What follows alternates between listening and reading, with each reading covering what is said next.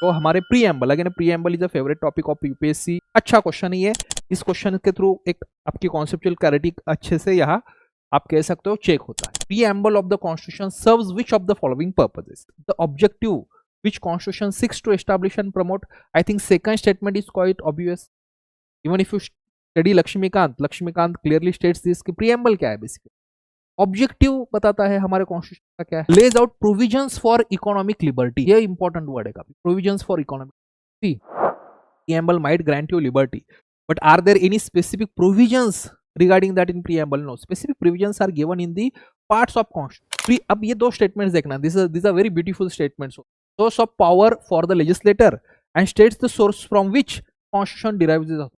अब आपने you must have studied this कि preamble is neither a source of power for legislator nor does it put any specific restrictions on the legislator.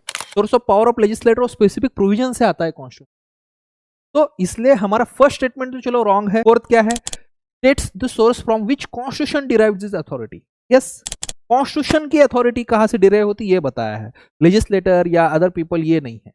Okay, तो that is also right, ये सही है आपका, तो इसलिए आंसर मेरा यहाँ पे बी होगा 2 and